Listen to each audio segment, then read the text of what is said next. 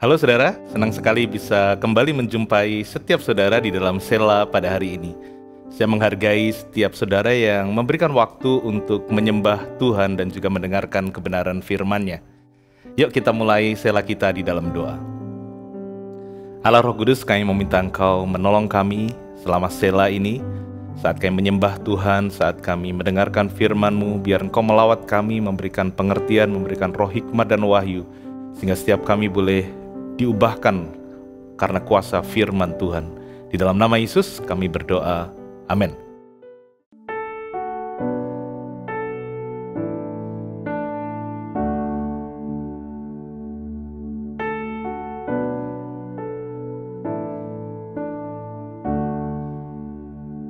It was my cross you bore, so I could live in the freedom you died for.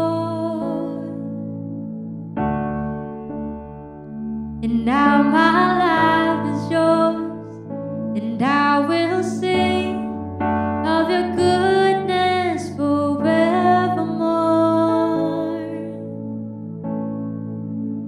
Worthy is your name, Jesus.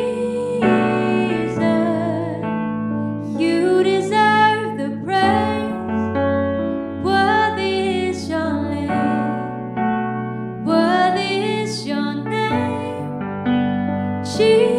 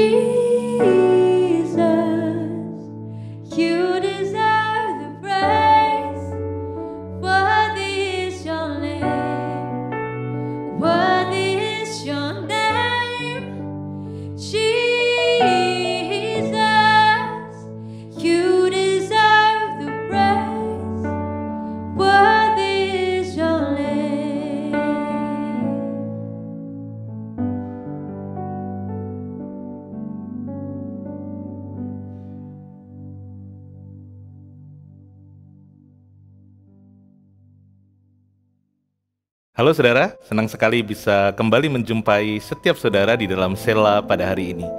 Saya menghargai setiap saudara yang memberikan waktu untuk menyembah Tuhan dan juga mendengarkan kebenaran firman-Nya. Yuk kita mulai Sela kita di dalam doa. Allah Roh Kudus, kami meminta Engkau menolong kami selama Sela ini. Saat kami menyembah Tuhan, saat kami mendengarkan firman-Mu, biar Engkau melawat kami, memberikan pengertian, memberikan roh hikmat dan wahyu, sehingga setiap kami boleh diubahkan karena kuasa firman Tuhan. Di dalam nama Yesus kami berdoa. Amin.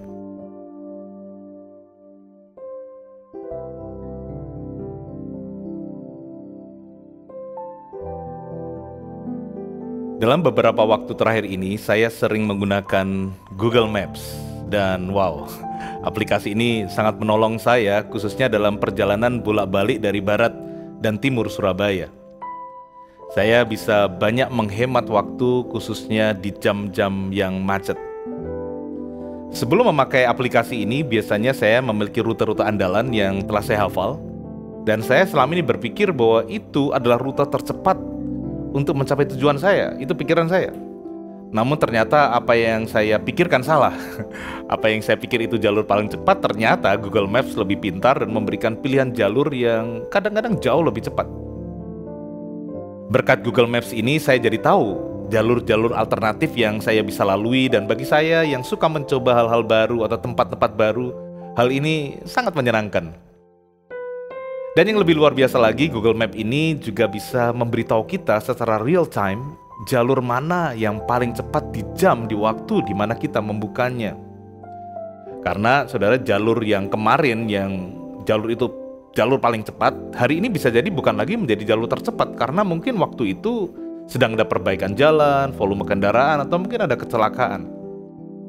Meskipun demikian, Google Maps juga ada kekurangannya, khususnya di area-area yang sinyal internetnya kurang bagus atau di daerah-daerah yang belum terdata di dalam Google Maps.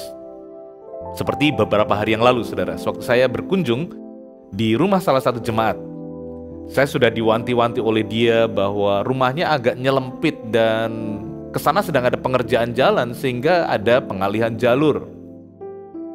Tapi saudara, dengan pede saya jawab, tenang, kan ada Google Maps. Dan benar, saya sempat tersesat saudara, karena ternyata Google Maps masih belum mendata nama gang dari rumah jemaat tersebut. Jadi akhirnya saya memakai cara lama kalau lagi tersesat, yaitu turun dari kendaraan dan bertanya kepada orang sekitar, karena saya ingat pepatah lama, malu bertanya sesat di jalan. Kalau sekarang pepatah itu mungkin sudah dimodifikasi, malu bertanya, tenang, ada Google Maps. Namun kembali saudara, Google Maps ini sangat-sangat membantu dan membuat kita bisa pede kalau kita mau pergi kemana-mana, bahkan ke tempat-tempat yang asing yang kita tidak pernah kunjungi sebelumnya. Kita tinggal buka HP, buka aplikasinya, ketik alamat tujuannya, start, dan nanti akan ada suara mbak-mbak bule yang akan memandu kita. In 200 meters, turn left, and your destination is on the right. Saudaraku yang dikasih Tuhan, Mazmur 119 ayat 19 berkata, Aku ini orang asing di dunia. Janganlah sembunyikan perintah-perintah-Mu terhadap aku. Saudara, penulis Mazmur ini memberikan analogi bahwa kita ini adalah seperti orang asing di dunia ini. Dengan kata lain, dunia ini bukanlah tempat tinggal permanen bagi kita yang percaya. Bumi ini adalah tempat asing yang kita sedang tinggali untuk sementara. Terjemahan yang lain dari orang asing adalah sojourner atau pendatang, yang di dalam konteks ayat ini artinya kita sedang tinggal sementara di dalam sebuah perjalanan menuju tanah air kita yang sejati. Ibrani pasal 11 ayat 13 sampai 16 menuliskan hal yang senada dengan yang dikatakan pemazmur tadi. Mari kita baca bersama ayat-ayat ini. Ayat 13. Dalam iman mereka semua ini, para pahlawan iman, telah mati sebagai orang-orang yang tidak memperoleh apa yang dijanjikan itu, tetapi yang hanya dari jauh melihatnya dan melambai-lambai kepadanya, dan yang mengakui bahwa mereka adalah orang asing dan pendatang di bumi ini. Sebab mereka yang berkata demikian menyatakan bahwa mereka dengan rindu mencari suatu tanah air.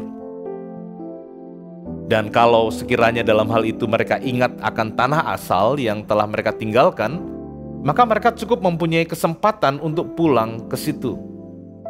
Tetapi sekarang mereka merindukan tanah air yang lebih baik, yaitu satu tanah air surgawi. Sebab itu Allah tidak malu disebut Allah mereka karena Ia telah mempersiapkan sebuah kota bagi mereka. Jadi Bapak Ibu Saudara yang dikasihi Tuhan, mari kita semua di dalam Sela hari ini boleh diingatkan bahwa kita semua adalah orang asing dan pendatang di bumi ini. Kita semua saat ini sedang merindukan tanah air, kampung halaman yang jauh lebih baik daripada kampung halaman kita di bumi ini, yaitu tanah air surgawi. Karenanya kita perlu memiliki pola hidup dan juga pola pikir yang benar tentang kehidupan saat ini dan juga kehidupan yang akan datang. Bukan berarti kita hanya fokus pada hal-hal yang kekal, hal rohani, dan tidak mempedulikan hal-hal yang duniawi. Namun kita harus selalu ingat bahwa yang duniawi ini adalah sementara, sedangkan yang rohani adalah kekal. Tuhan Yesus juga memperingatkan kita di Matius 6 ayat 19 sampai 20. Janganlah kamu mengumpulkan harta di bumi ini, di bumi ngengat dan karat merusakkannya dan pencuri membongkar serta mencurinya. Tetapi kumpulkanlah bagimu harta di surga. Di surga ngengat dan karat tidak merusakkannya dan pencuri tidak membongkar serta mencurinya. Saudara, Tuhan Yesus memberikan perbandingan bahwa dunia ini sementara dan segala sesuatu yang kita anggap penting di dunia ini bisa rusak dan bisa hilang. Sedangkan ada harta yang lebih mulia dan berharga yang tidak bisa hilang dan rusak serta bersifat kekal. Kita kembali kepada perkataan Mazmur yang tadi kita baca ya saudara. Dengan pengertian bahwa dia adalah seorang asing, orang baru, pendatang di negeri asing, pemazmur meminta Tuhan untuk tidak menyembunyikan atau untuk menunjukkan kepadanya perintah-perintah Tuhan. Tujuan permintaannya jelas, supaya dia bisa aman, bisa selamat, bisa baik-baik saja selama menjadi orang asing di sana. Saudara, jika kita tinggal di sebuah wilayah asing, maka kita perlu tahu apa yang menjadi hukum, menjadi adat, kebiasaan orang-orang di sana. Ini sangat penting supaya kita bisa mematuhi hukum yang ada dan jangan sampai melakukan hal-hal yang menyalahi atau melanggar adat dan budayanya. Hal pertama yang kami lakukan saat kami memulai sekolah di Banda Aceh setelah bencana tsunami adalah kami sowan kepada para sesepuh wilayah di mana kami tinggal untuk kula nuwun kepada mereka. Secara terbuka kami memperkenalkan diri kami dari sebuah yayasan Kristen yang saat itu sedang membuka sekolah untuk membantu pendidikan anak-anak yang terdampak tsunami. Dengan hormat kami meminta mereka untuk memberitahu kepada kami hal-hal yang perlu kami perhatikan sebagai pendatang, sebagai orang asing di Aceh.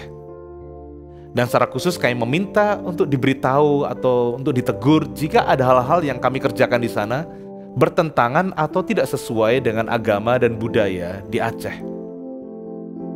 Kami bersyukur selama di sana tidak ada hal-hal yang tidak baik terjadi karena kami mengetahui hukum dan adat istiadat daerah tersebut. Saudara, sebagai orang asing di sebuah tempat yang baru pastilah memerlukan penyesuaian dan juga adaptasi. Saya juga ingat sewaktu dulu pernah tinggal di Kabul, Afghanistan. Saya juga harus belajar hukum-hukum yang berlaku, budaya di sana, bahasanya, jalan-jalannya, dan hal-hal lain yang saya perlukan supaya bisa survive di negeri asing tersebut. Satu hal yang saya dan teman-teman satu tim saya harus hafal adalah alamat rumah di mana kami tinggal. Kami juga selalu menyimpan secari kertas bertuliskan alamat rumah tersebut dalam aksara dari bahasa nasional Afghanistan. Karena banyak orang di sana tidak paham tulisan Latin atau alfabet. Ya, kami perlukan in case kami tersesat, kami tinggal tunjukkan alamat tersebut. Kami juga harus selalu membawa tas kecil berisi paspor dan uang kemanapun kami pergi. Bahkan kalau kami tidur itu dekat kami. Karena kalau ada hal buruk terjadi, kami bisa langsung lari membawa dua hal penting tersebut, paspor dan uang. Dua hal yang sangat kami perlukan di negeri asing. Karena zaman itu belum ada Google Maps, maka kami mengandalkan peta kertas besar itu ya saudara ya, untuk mengetahui lokasi rumah dan tempat-tempat lain yang biasa kami kunjungi. Saudaraku yang dikasihi Tuhan, demikian juga secara rohani. Kita memerlukan panduan, kita perlu peta, kita perlu Google Maps rohani supaya kita bisa tinggal di bumi ini dengan baik dan membuat keputusan-keputusan yang bijak selama tinggal di sana. Perintah-perintah Tuhan yang tertulis di Alkitab adalah semacam Google Maps yang kita bisa akses kapan saja dan di saat kita memerlukannya. Seperti yang tadi saya sampaikan di awal, kita bisa tanpa sadar mengandalkan pengalaman, pengetahuan, dan logika kita di dalam kita membuat keputusan untuk menjalani kehidupan ini. Kita berpikir berdasarkan pengalaman, wow, ini jalur yang paling cepat untuk bisa sampai di tujuan saya. Namun saudara, di dalam dunia yang penuh dengan perubahan ini, kita selalu perlu dan tetap dan selalu mengandalkan Tuhan dan perintah-perintahnya yang adalah seperti Google Maps rohani kita. Salah satu ayat di Mazmur yang terkenal berkenaan dengan ini adalah Mazmur 119 ayat 105. Yang berkata, firman-Mu itu pelita bagi kakiku dan terang bagi jalanku.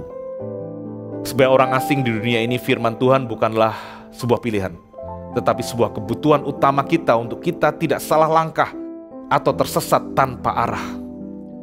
Firman Tuhan itu seperti Google Maps yang sanggup memberikan kita jalur atau rute mana yang tepat, yang terbaik yang kita perlu tempuh. Nah saudara, selain firman Tuhan, kita juga bersyukur karena memiliki Allah Roh Kudus sebagai penolong kita. Dia akan selalu ada bagi kita untuk menolong kita, memberikan kita arahan secara spesifik. Roh Kudus ini akan menolong kita untuk membuat keputusan-keputusan yang benar berdasarkan real time yang kita sedang hadapi. Sama seperti Google Maps hanya bisa berfungsi live jika kita mengaktifkan GPS kita dan ada sinyal internet. Demikian juga kita harus selalu membuka hati dan telinga rohani kita untuk selalu terhubung, connect dengan Roh Kudus. Yang sering menjadi masalah adalah kita sering tidak mengaktifkan hati dan roh kita untuk bisa terhubung dengan Roh Kudus, entah karena kesibukan, kemalasan, ketidakpedulian akan adanya Tuhan yang selalu menyertai kita. Galatia 5 ayat yang ke-25 berkata, jikalau kita hidup oleh roh, baiklah hidup kita juga dipimpin oleh roh. Saya mendorong kita semua untuk setiap hari, setiap saat membuka GPS rohani kita, supaya kita bisa dipimpin dan dituntun oleh Roh Allah. Mari kita izinkan roh kita selalu connect, terhubung dengan Roh Allah, sehingga kita bisa berdoa setiap waktu di dalam roh dan kita bisa dipimpin oleh Roh Kudus dan bukan dipimpin keinginan-keinginan kita sendiri. Mari kita setia untuk membaca dan merenungkan firman Tuhan, karena firman-Nya sanggup memberikan kejelasan akan jalan yang kita harus tempuh di dunia ini sehingga kita tidak salah langkah. Haleluya. Mari saudara kita satukan hati di dalam doa. Allah Roh Kudus, terima kasih untuk waktu ini di mana kami boleh diingatkan melalui kebenaran firman-Mu bahwa kami ini adalah orang-orang asing di dunia ini. Terima kasih Tuhan, kami boleh diingatkan bahwa dunia di mana kami tinggal saat ini hanyalah persinggahan, tempat tinggal sementara kami. Tuhan, tolong kami untuk kami selalu bisa setia membaca dan merenungkan firman-Mu serta membuka diri kami untuk selalu dipimpin oleh Roh Kudus. Di dalam nama Tuhan Yesus kami berdoa. Amin. Tuhan Yesus memberkati setiap saudara.